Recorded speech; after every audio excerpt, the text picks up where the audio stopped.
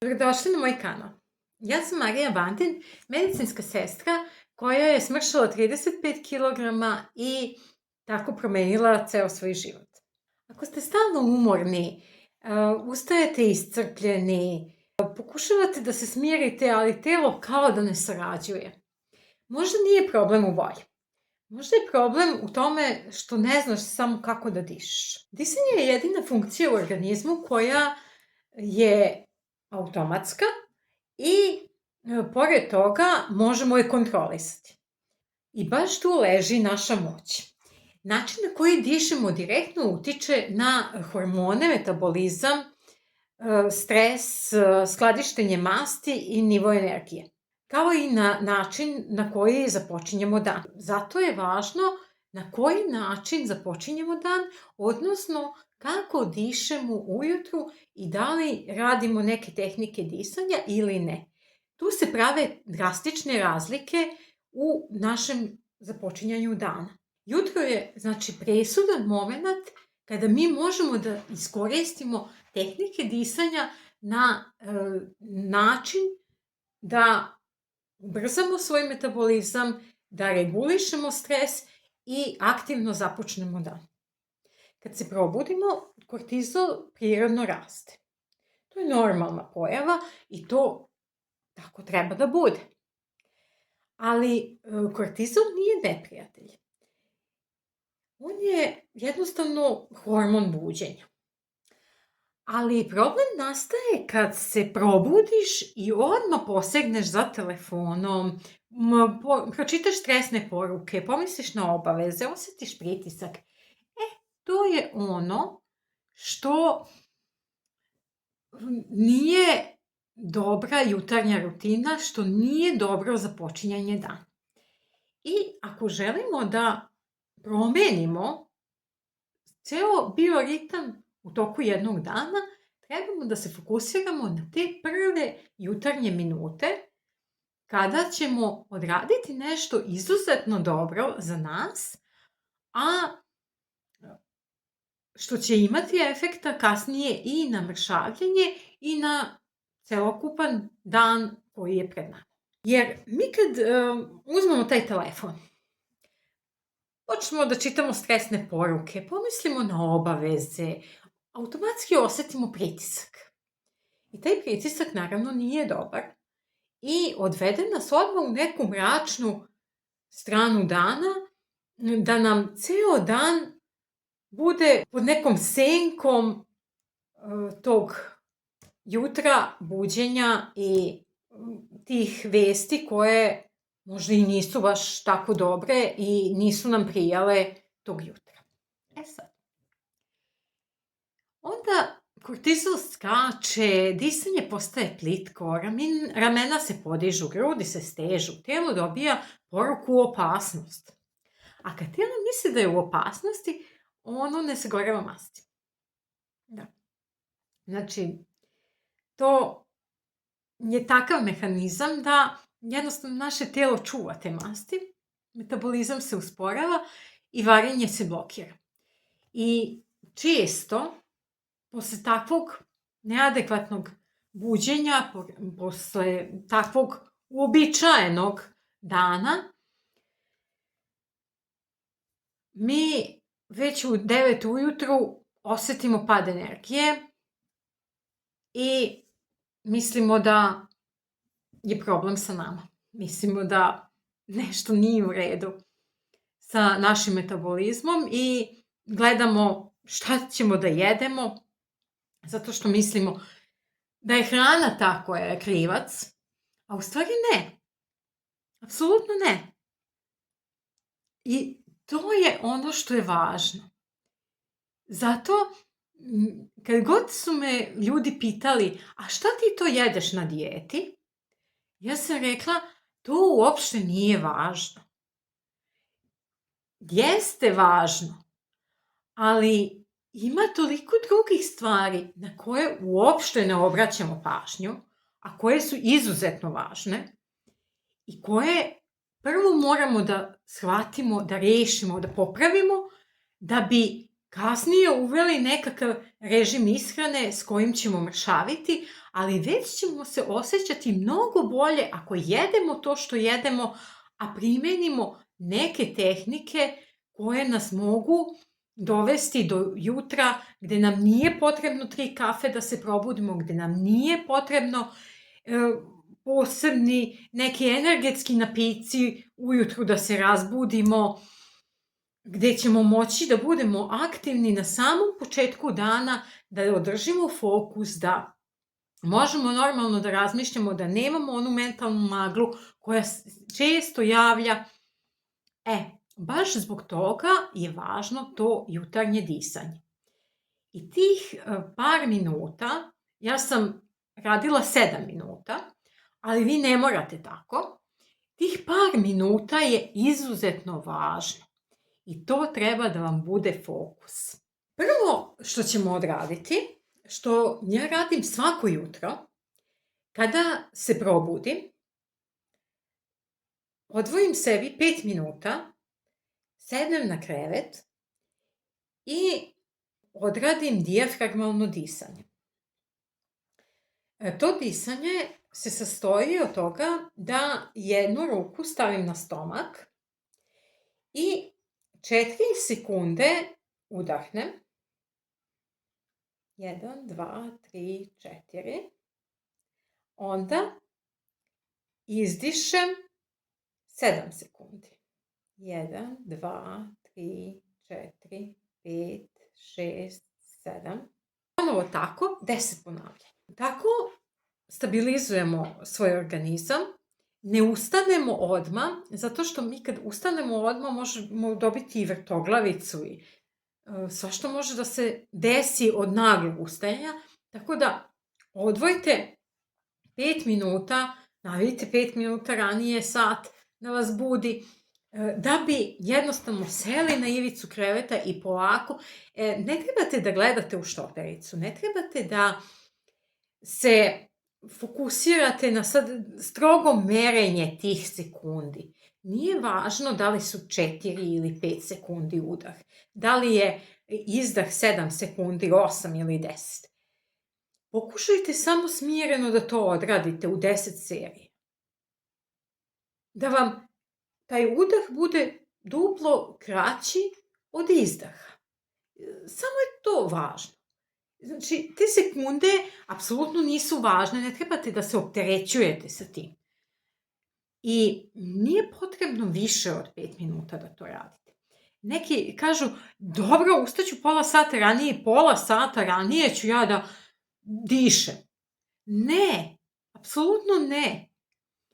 5 minuta je sasvim dovoljno i nemojte se opterećivati, nemojte previše da uradite u jednom danu, a kasnije da od toga odustanete. Zato što će vam biti opterećenje ili problem. Napravite nešto što vam neće biti opterećenje, a što će vam mnogo značiti. To je cilj. Svake vežbe, svake dijete, svega. To je cilj. Znači, polako, 5 minuta dijafragmalno disanje i onda ustanete. Ljudi koji ne praktikuju dijafragmalno disanje, koji ne razmišljaju o disanju ujutru, oni dišu plitko. A to plitko disanje nije samo da telo osjeća da smo mi pod nekim stresom i to, nego je problem i za usporeni metabolizam. Javlja se taj umor. Znači, mi smo ujutru umorniji nego što smo legli uveče. A to nije cilj, to definitivno nije cilj. I dolazi do hladnih ruku, sporog tog metabolizma, umora i zadržavanja tečnosti. Žene koje imaju problem sa viškom kilograma imaju još veći problem sa zadržavanjem tečnosti. A to je baš zbog tog usporenog metabolizma i neregularnog rada hormona.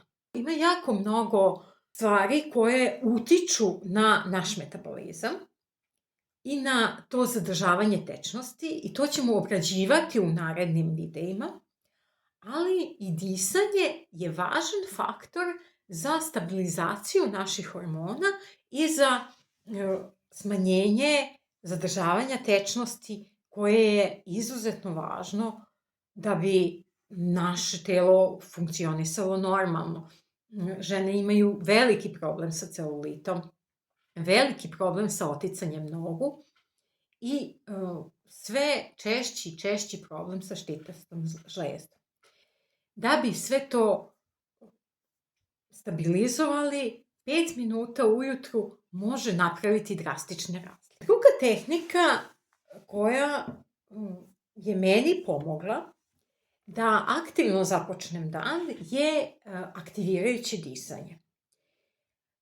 2 minuta aktivirajućeg disanja su sasvim dovoljna da naš nivo stresa kontrolisano poraste tako da promenimo fokus, da uhvatimo brži ritam i da se pripremimo za dan. Tehnika se sastoji iz 20 dubokih udaha na nos, izdaha na usta, ubrzanih, znači ubrzano udah, izdah, 20 puta i onda 10 do 20 sekundi bez disanja pauze. To bi izgledalo ovako.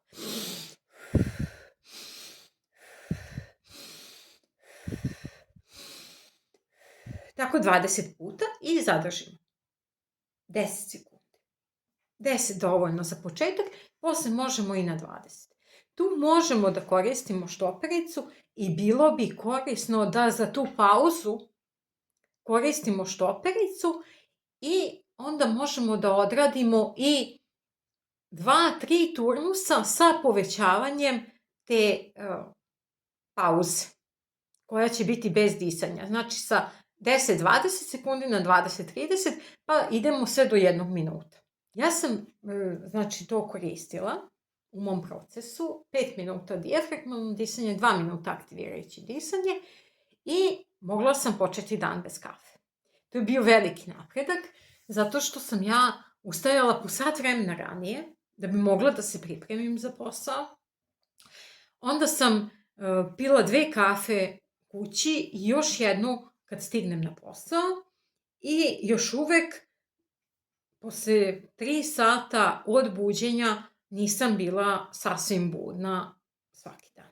U tom međuvremenu ja sam već i doručkovala da bi se razbudila i ponovo nisam imala mentalnu jasnoću, ponovno sam bila već gladna, jer jednostavno sam se nalazila u tom stalnom začaranom krugu, kafa, hrana. I to nije dobro. To uopšte nije dobro. Tako ne treba. Učili su nas da je taj doručak osnovni obrok i da je najvažniji obrok, a u stvari ja sam jedino rešenje našla da izbacim doručak i da izbacim tu jutarnju kafu, tu ranu jutarnju kafu, ne kasnije, kasnije je kafa dobra. Kasnije kad se mi razbudimo ovako uz disanje, kafa je od izuzetnog značaja i mnogo je dobra.